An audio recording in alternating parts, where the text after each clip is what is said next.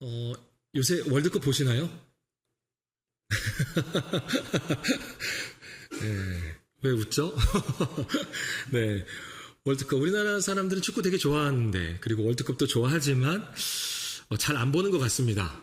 예, 우리나라가 아쉽게도 32강에서 탈락을 해서, 많은 축구 팬들의 분노가 있었고, 축구 팬뿐만이 아니라, 그냥 국민들 중에서도 분노하시는 분들이 있더라고요. 그러면서 월드컵에 대한 시청률도 그만큼 내려갔습니다. 대한민국의 첫 경기가 있었던 날, 경기가 오전에 있었거든요. 그런데 시청률이 무려 14.2%라고 합니다. 14.2%면 전 국민의 약 15명 정도, 100명 중에 15명은 축구를 보고 있었다는 건데, 출근할 시간에 어떻게, 근무 시간에 어떻게 봤는지는 모르겠지만, 온라인 중계에서도 수백만 명이 몰려서 시청을 했다고 합니다. 그만큼 한국 사람들은 이 축구를 좋아하죠. 경기는 열리는 시간이 조금 불편해도 국민들의 관심은 뜨거웠습니다. 축구 경기를 보다 보면 해설자들이 자주 하는 말이 있습니다. 아, 이 선수 위치 너무 좋습니다. 아, 지금 저 자리에 있으면 안 되는데요. 네, 아주 좋은 위치에서 파울을 얻어냈습니다. 축구에서는 공을 얼마나 오래 가지고 있느냐도 물론 중요합니다. 우리나라는 너무 오래 갖고 있더라고요. 제 개인적으로는 그렇습니다. 근데 이것보다 더 중요한 게 있어요. 공을 오래 갖고 있는 것보다 선수가 어디에 위치해 있는가가 더 중요합니다. 이것을 우리는 전술이라고 하죠. 전술. 공격수가 아무리 빠르게 뛰더라도 위치를 잘못 잡으면 오프사이드 반칙이 됩니다. 그래서 골을 넣어도 부심이 깃발을 드는 경우가 있잖아요. 그러면 그 골은 무효가 돼요.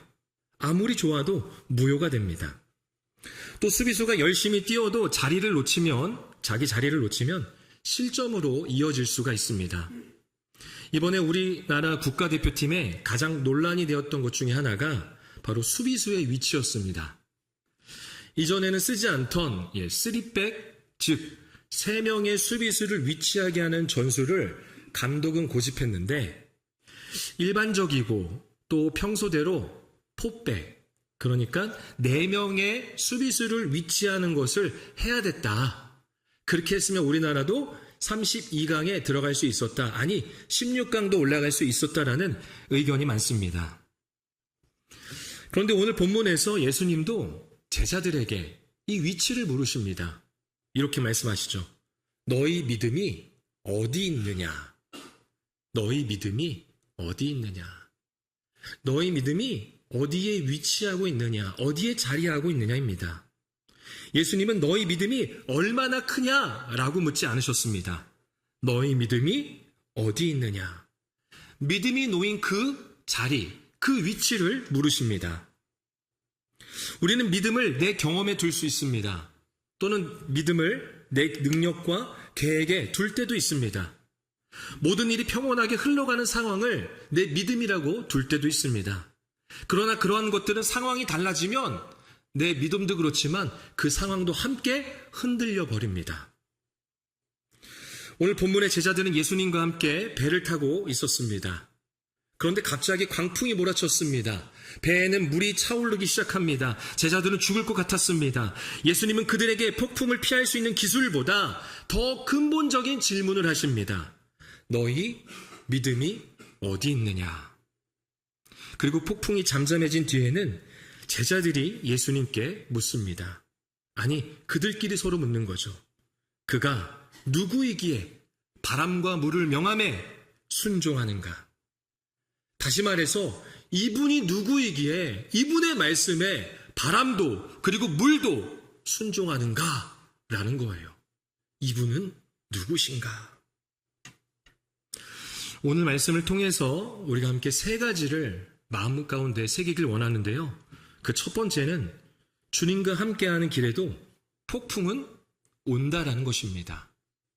주님과 함께하는 길에도 폭풍은 옵니다. 본문 22절과 23절입니다. 22절, 23절 2절을 우리 함께 읽어보겠습니다. 하루는 제자들과 함께 배에 오르사 그들에게 이르시되 호수 저편으로 건너가자 하시매 이에 떠나 행선할 때에 예수께서 잠이 드셨더니 마침 광풍이 호수로 내리침에 배에 물이 가득하게 되어 위태한지라. 예수님께서 제자들에게 말씀하십니다. 야, 우리 저 호수 저편으로 가자. 호수 저 건너편으로 가자. 제자들은 그 말씀을 따라서 배에 올랐습니다. 제자들은 자기 마음대로 목적지를 정한 게 아닙니다. 예수님을 떠나 엉뚱한 길로 가고 있었던 것도 아닙니다. 예수님의 말씀을 따라가고 있었습니다. 그런데 그 길에 광풍이 찾아왔습니다. 본문은 배에 물이 가득하게 되어 마지막에 뭐라고 하죠? 위태한지라 라고 합니다. 위태하다라는 것은요, 조금 불편한 정도가 아닙니다. 제자들의 생명이 실제로 위험해진 거예요. 죽을 위기에 놓였다라는 거죠. 여기서 본문은 우리가 쉽게 품는 기대 하나를 깨뜨립니다. 우리는 하나님을 믿으면 삶이 조금 더 편안해야 한다고 생각합니다. 기도하면 큰 문제가 생기지 않을 거라는 그런 기대를 갖고 기도합니다.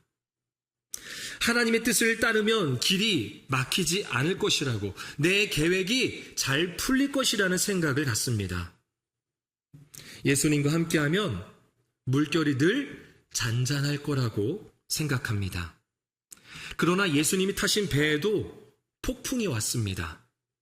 예수님이 가자고 하신 길에도 광풍이 불었습니다. 순종의 길에도 제자들은 위태한 순간을 맞이하게 됩니다. 그러기에 내 삶에 어려움이 왔다고 해서 반드시 길을 잘못 들었네 라고 말하며 생각할 필요는 없다라는 겁니다. 기도했는데 일이 어려워졌다고 해서 하나님이 떠나신 것도 아닙니다. 믿음으로 살고 있는데 마음이 흔들린다고 해서 내 신앙 전체가 흔들리는 것은 아닙니다. 여러분, 주님과 함께 가는 길에는요, 주님과 함께 가는 길에도 폭풍은 옵니다. 이 사실을 모르면 우리는 어려움을 만날 때 두 번 무너져요. 먼저는 폭풍과도 같은 그 문제 때문에 무너져요. 그 일 때문에, 그 사고 때문에 무너지죠. 또 하나는 믿는 나에게 왜 이런 일이 생기는 걸까? 내가 기도했는데 왜 이런 일이 나에게 생기는 걸까? 나 봉사했는데, 헌신했는데 왜 내 계획대로 되지 않는 걸까? 예배 안 빠졌는데 왜 우리 가정에, 우리 사업에 이러한 문제들이 있는 거지? 라는 생각에 또 한 번 무너지게 됩니다. 제자들은 폭풍 속에 있었지만 예수님과 함께 있었습니다. 그들은 위태로웠지만 주님의 말씀을 따라가고 있었습니다. 본문을 보면 예수님은 배 안에서 어떻게 하고 계셨죠? 주무시고 계셨어요. 예수님은 하루 종일 사람들을 가르치고 만나느라 지쳐 계셨습니다. 예수님이 잠드셨다는 것은 예수님께서도 우리의 피곤함 그리고 우리의 연약함을 아시는 참 사람임을 말해주고 있습니다.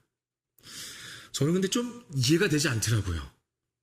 생각해 보세요. 지금 그림에도 보이지만 풍랑 속에서 잘 수 있을까요?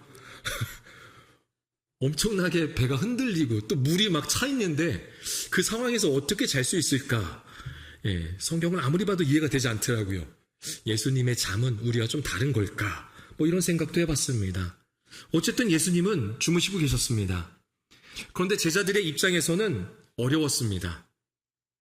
배에는 물이 차오르는데 예수님은 어떻게 하고 계세요? 주무시고 계신 거예요. 지금 우리들은 죽을 것 같은데 예수님은 지금 아무 일도 하고 계시지 않습니다. 아니, 호수 건너가자고 누가 말했어요? 예수님 말했잖아요. 그럼 그렇게 말한 사람이 좀 책임을 져야 되는데, 뭔가 행동, 액션을 취해야 되는데 아무 일도 없다라는 거죠. 우리도 그런 순간을 만나게 됩니다. 주님, 지금 이 상황 보고 계신가요?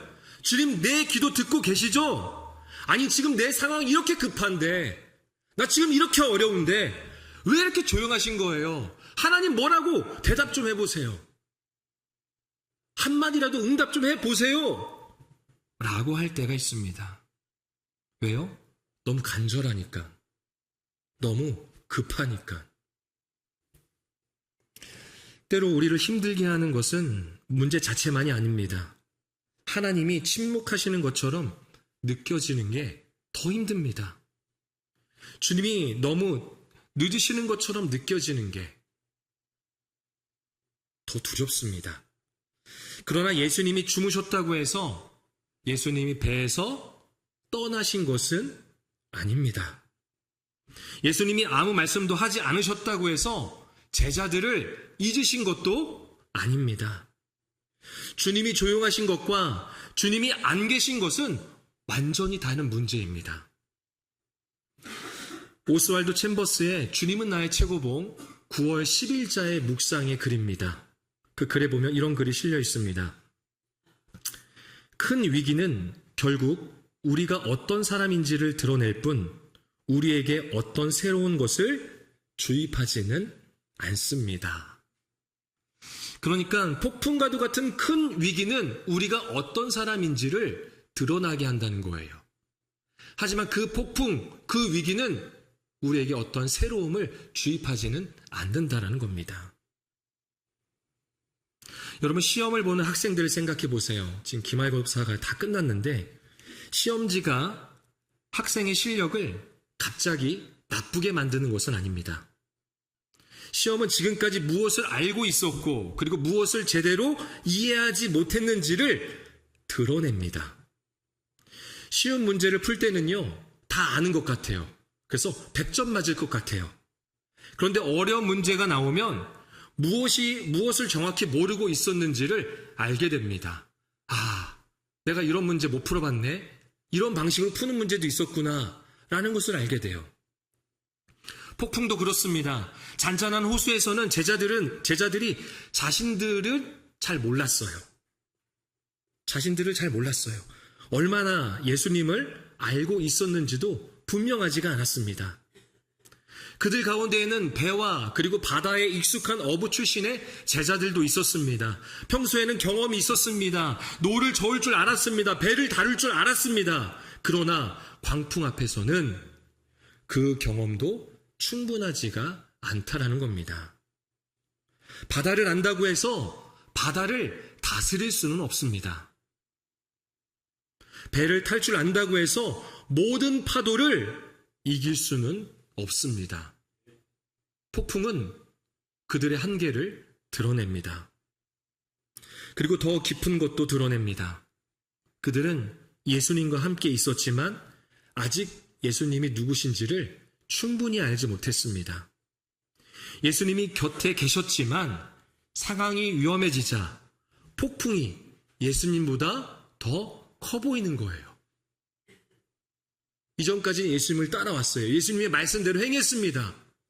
그런데 폭풍을 보니까 그 폭풍이 더 커 보였다라는 거죠. 여러분, 폭풍은 우리에게 묻습니다. 너는 무엇을 의지하고 있느냐? 너는 무엇을 의지하고 있느냐? 평소에는 하나님을 믿는다고 말합니다. 그렇게 고백합니다. 모든 것이 하나님의 은혜입니다. 주님이 다 하셨습니다. 네, 저는 기도하는 사람입니다. 네, 저는 하나님 믿는 집사입니다. 저는 모현제일교회 다니는 권사입니다. 장로입니다. 저는 모현제일교회 목사입니다. 하나님이 붙들어 주시고 인도하셨습니다. 그런데 예상치 못한 일이 생기면 무엇을 가장 먼저 찾으십니까? 여러분들이 갖고 있는 통장입니까? 아니면 전문성이 있는 사람입니까? 아니면 인터넷 정보입니까? 요즘은 AI가 그렇게 좋다고 하죠. AI에게 묻습니까? 그것도 아니면 내가 세운 계획입니까? 물론 확인하고 준비하는 일은 필요합니다. 믿음은 아무 대책도 세우지 않는 것이 아닙니다. 그러나 문제는 그 모든 것을 확인한 뒤에도 마음이 평안하지 않는다는 데 있습니다. 어쩌면 우리가 하나님보다 상황을 더 의지하고 있었기 때문입니다. 폭풍은 바로 그것을 드러냅니다. 그래서 어려운 일이 찾아올 때 이렇게만 물으면 안 됩니다. 왜 이런 일이 나에게 생긴 겁니까? 도대체 이 일이, 이 사건이, 이 사고가, 이 고난이 언제 끝나는 겁니까? 우리는 이 질문으로 끝날 것이 아니라 한 가지 더 물어야 합니다. 주님, 이 일을 통해, 이 폭풍을 통해, 이 위기, 이 고난을 통해 제 안에 무엇을 드러내시려는 겁니까? 제가 주님보다 더 의지했던 것은 무엇입니까? 이 폭풍 속에서 제가 배워야 할 믿음은 무엇입니까? 여러분, 주님과 함께 가는 길에도 폭풍은 옵니다. 그러나 그 폭풍은 우리가 하나님으로부터 버림받았다는 증거가 아닙니다. 오히려 나 자신을 바르게 보고 예수님을 더 깊이 알아가는 시간이 됩니다. 두 번째로 오늘의 말씀을 통해서 우리가 마음 가운데 새겨야 할 것은 믿음은 폭풍 속에서 예수님을 의지해야 하는 것입니다. 우리 본문 24절과 25절입니다. 두 절을 같이 읽어볼 텐데 24절 그리고 25절 상반절입니다. 같이 읽어보겠습니다.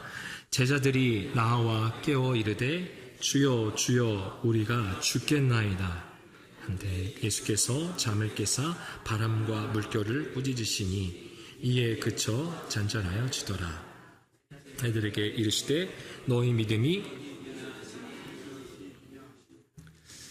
제자들이 예수님께 나왔습니다. 그리고 예수님께 말합니다. 주여, 주여, 우리가 죽겠나이다. 이것은 잘 정리된 기도가 아닙니다. 아름다운 표현도 아니죠. 차분한 고백도 아닙니다. 성경적인 문장을 골라서 기도할 여유가 없습니다.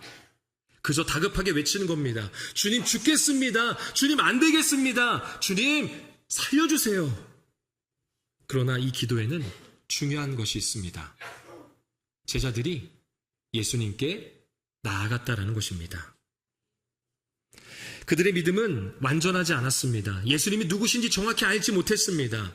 두려움과 원망이 섞여 있습니다.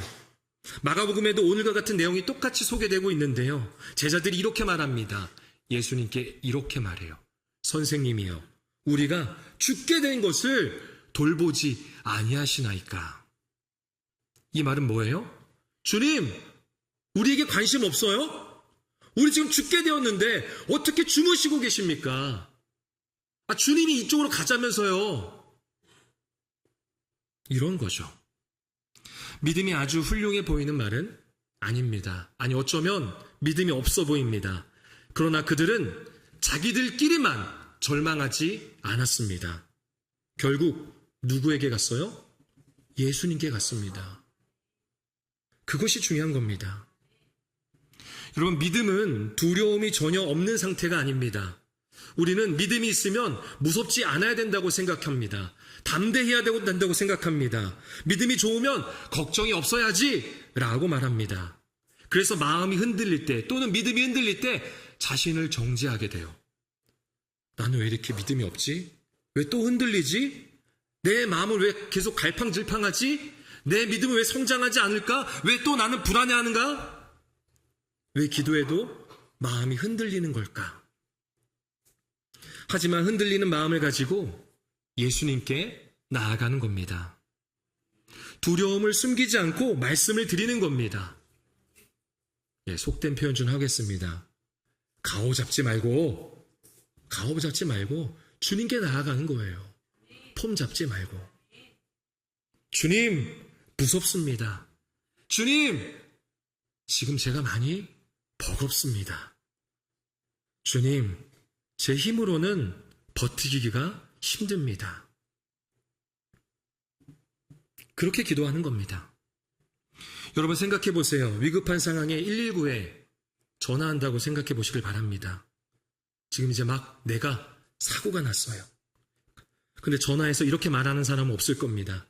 안녕하세요. 오늘 참 수고가 많으십니다. 더운데 잠깐 통화 괜찮으신지요? 제가 전화드린 이유는 다름이 아니라 제가 좀 사고가 났습니다. 제가 지금 쓰러져 있고 피가 철철 흐르는데 지금 와주실 수 있을까요? 이렇게 전화하는 사람은 없습니다. 지금 제가 쓰러져 있어요. 여기 어딘지 모르겠는데 빨리 위치 추적해서라도 와주세요. 지금 저와 함께 했던 사람이 위급합니다. 빨리 와주세요. 도와주셔야 됩니다. 급한 상황에서는 짧고 솔직하게 말합니다. 기도는 그런 겁니다. 때론 기도가 가장 진실하게 느껴지는 것은 긴 문장이 아니라 솔직한 이 짧은 문장입니다. 주님, 도와주세요. 주님, 살려주세요. 주님, 제가 더는 못 버틸 것 같습니다. 여러분, 이것이 기도입니다. 예수님은 일어나 바람과 물결을 꾸짖으셨습니다. 그리고 제자들에게 물으십니다. 너희 믿음이 어디 있느냐? 예수님은 믿음의 양을 묻지 않으셨습니다. 믿음의 크기를 묻지 않으셨어요. 야, 너네 믿음 이것밖에 안 되냐? 왜 더 담대하지 못한 거야? 그렇게 말씀하지 않으십니다. 믿음이 어디 있는지, 그 믿음의 자리, 그 믿음의 위치를 물으십니다. 폭풍이 오기 전 제자들의 믿음은 어디에 있었을까요? 그들의 믿음은 잔잔한 호수에 있었습니다. 자기들의 항해 경험에 있었습니다. 그들의 믿음은 배가 안전할 것이라는 생각에 있었습니다. 자기들이 충분히 통제할 수 있다는 그 확신에 있었습니다. 그러나 광풍이 불자 그 모든 것이 흔들려 버렸습니다. 잔잔했던 물은 거칠어졌습니다. 경험으로도 해결되지 않는 상황이 펼쳐진 것이죠. 배에는 물이 찹니다. 상황은 통제되지 않았습니다. 믿음을 상황에 두면 그 믿음도 그리고 상황도 함께 흔들려 버립니다. 건강하니까 괜찮아. 역시 건강이 최고야. 형편이 안정되니까 괜찮네. 역시 뭐 좀 있어야 돼. 나는 자녀만 잘 되면 다 좋아. 내 계획대로 되니까, 그렇게 진행되니까 참 좋네. 물론 감사한 일입니다. 그러나 그것들이 우리의 믿음의 자리, 믿음의 위치가 될 수는 없습니다. 건강은 달라질 수 있습니다. 경제적인 형편도 흔들릴 수 있습니다. 자녀도 우리의 예상과 다르게 움직일 수 있습니다. 계획도 매번 바뀌어요. 믿음의 자리는 상황이 아니라, 환경이 아니라, 어떠한 사람이 아니라 바로 예수님이어야 합니다. 믿음의 위치, 믿음의 자리는 오직 예수님이어야 합니다. 그렇다면 예수님을 믿는다는 것, 예수님께 나의 믿음의 자리가 된다는 것, 예수님을 의지한다는 것은 무엇일까요? 무조건 내가 원하는 결과가 나올 것이라는 확신을 하는 걸까요? 내가 기도했으니 이제 곧 병 나을 거야. 내가 믿으니까, 내가 긍정적으로 생각하니까 이 문제는 내가 원하는 방식대로 해결될 거야. 성경이 말하는 믿음은 그것보다 훨씬 더 깊습니다. 예수님을 의지하는 것은 내가 원하는 결과를 예수님께 강요하는 게 아닙니다. 저 이거 원하니까 빨리 내놓으세요 라고 강요하는 게 아니에요. 결과와 내 자신을 예수님께 맡기는 것입니다. 그게 바로 예수님을 의지하는 것, 내 믿음의 자리를 예수님께 두는 것입니다. 주님, 저는 이 문제가 해결되길 원합니다. 주님, 이 고통이 빨리 끝나기를 원합니다. 그러나 제 뜻보다 주님의 지혜를 의지합니다. 제가 이해하지 못해도 주님은 저를 떠나지 않으신다는 것, 나와 함께 하신다는 것을 믿습니다. 이것이 바로 주님에 대한 의지입니다. 여러분, 제자들의 믿음은 완전하지 않았습니다. 그러나 그들은 예수님께 나아갔습니다. 여러분, 믿음이 작다고 느껴져도 괜찮습니다. 그 작은 믿음을 가지고 누구에게 가면 됩니까? 예수님께 가는 거예요. 두려움이 크다면 그 큰 두려움을 가지고 예수님께 가면 됩니다. 믿음은 내 힘으로 끝까지 버티는 것이 아닙니다. 더 이상 버틸 수 없을 때에도 예수님께 나아가는 것, 그것이 바로 믿음입니다. 우리는 어려운 일이 생기면 내 믿음이 적다는 사실만을 바라볼 때가 있습니다. 아, 내 믿음이 이것밖에 안 되는구나. 내 믿음이 이렇게 약했구나. 그러나 예수님은 물으십니다. 그 적은 믿음이 지금 어디에 있느냐? 어디에 두고 있느냐? 어디에 위치하고 있느냐? 어디에 자리를 두고 있느냐? 믿음이 적어도 예수님께 두면 됩니다. 두려워도 예수님께 나아가면 됩니다. 말이 정리되지 않고 좀 서투를 수 있어요. 괜찮습니다. 주님의 이름을 부르면 됩니다. 믿음은 두렵지 않은 상태가 아니라 두려울 때 예수님을 의지하는 것입니다. 한 가지 더 우리가 마음 가운데 새겨야 될 것이 있는데, 믿음은 예수님이 누구신지를 아는 것입니다. 믿음은 예수님이 누구신지를 아는 것입니다. 우리 마지막으로 본문 25절 하반절을 함께 읽어보겠습니다. 그들이 두려워하고 놀랍게 여겨 서로 말하되 그가 누구이기에 바람과 물을 명함에 순종하는가 하더라. 아멘. 폭풍이 잠잠해졌습니다. 거칠었던 물결이 멈췄습니다. 배에 물이 더는 들어오지 않습니다. 제자들이 그렇게 바라던 평온이 찾아왔습니다. 그런데 본문은 제자들이 안심했다고만 기록하지 않습니다. 본문은 이렇게 소개하고 있습니다. 그들이 두려워하고 놀랍게 여겨. 그들이 두려워하고 놀랍게 여겨. 폭풍이 불 때도 그들은 두려웠습니다. 그리고 폭풍이 멈춘 때에도 그들은 두려워하고 있습니다. 그러나 이 두 두려움은 서로 다릅니다. 처음에는 폭풍과 죽음이 두려웠습니다. 그리고 이제는 예수님의 존재 앞에서의 두려움, 즉 경외심이 생긴 겁니다. 처음에는 파도의 크기에 압도되었습니다. 그런데 이제는 예수님의 권위, 예수님의 능력, 예수님의 권세에 압도되었습니다. 제자들은 서로 묻습니다. 그가 누구이기에? 그가 누구이기에? 제자들은 예수님을 알고 있었습니다. 좋은 선생님으로 알았습니다. 병든 사람을 고치는 분으로 알았습니다. 하나님의 말씀을 가르치는 선생님, 그런 랍비로 알았습니다.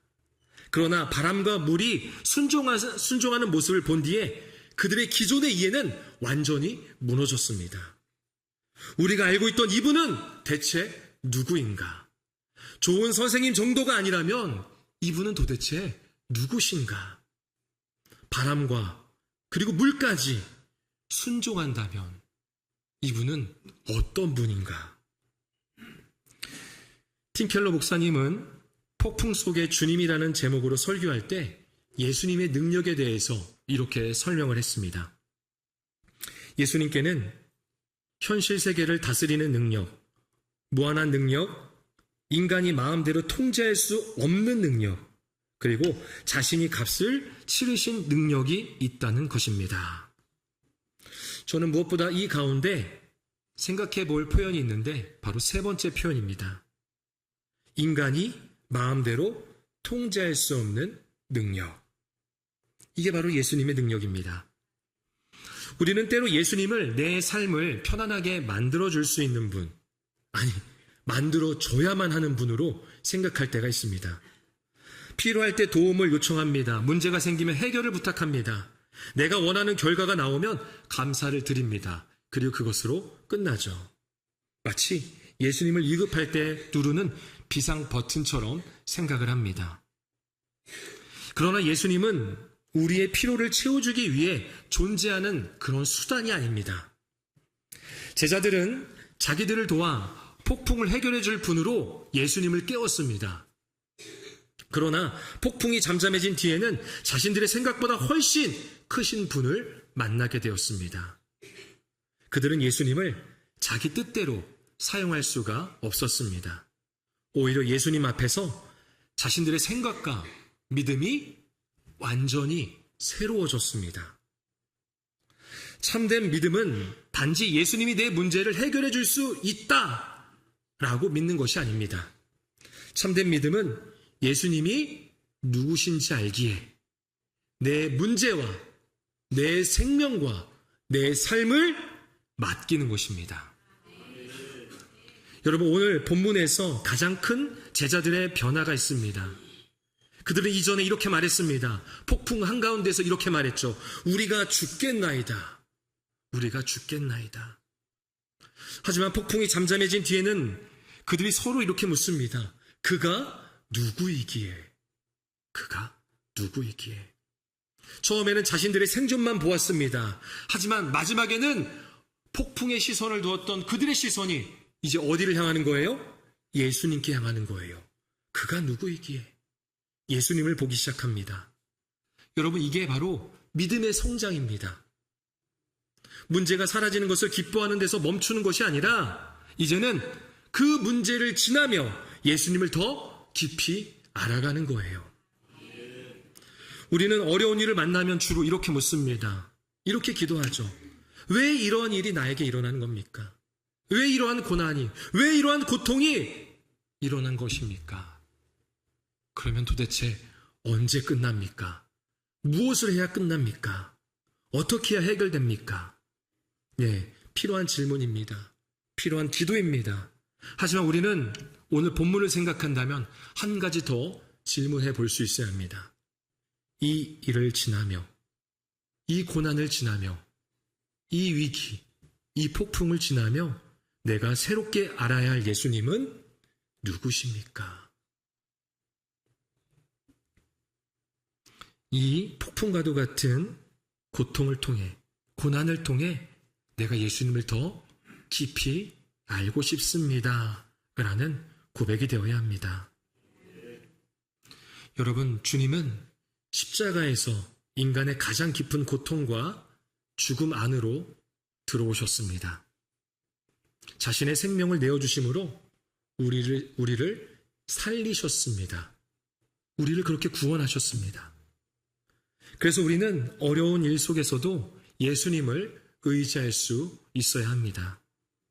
예수님께 능력만 있기 때문이 아닙니다. 예수님은 능력, 권세가 있으신 분이지만 우리를 사랑하셔서 자신을 내어주신 분이기 때문입니다. 믿음은 어려움을 통해 예수님이 누구신지를 더 깊이 알아가는 것입니다. 그렇다면 우리의 고백은 달라집니다. 예수님은 나의 문제를 해결하는 수단이 아니라 나의 주님이십니다. 예수님은 내가 원하는 길만 열어주는 분이 아니라 내 삶 전체를 이끄시는 분이십니다. 예수님은 바람과 물도 순종하게 하시는 하나님이십니다. 이것을 아는 사람은 어려운 일을 당할 때 예수님을 더욱 의지할 수 있습니다. 우리 삶 가운데 폭풍은 반드시 있습니다. 그런데 그 가운데 우리와 함께 하시는 주님을 늘 고백하시길 바랍니다. 두려워도, 그리고 힘들어도, 어려워도 우리는 주님 앞에 나아갈 수 있습니다. 내 믿음이 너무나도 작게 보여도 우리는 주님을 찾을 수 있습니다. 그리고 주님 앞에 솔직하게 고백하시길 바랍니다. 나는 주님이 필요합니다. 주님 도와주세요. 살려주세요. 내가 얼마나 더 버텨야 되는지 모르겠습니다. 주님 알려주세요. 그리고 그 고난의 시간을 통해서, 그 폭풍과도 같은 위기의 시간들을 통해서, 그 상황, 그 환경, 그 관계, 그 사람을 통해서 예수님이 누구신지를 더 깊이 알아가는 성도가 되시기를 축복합니다.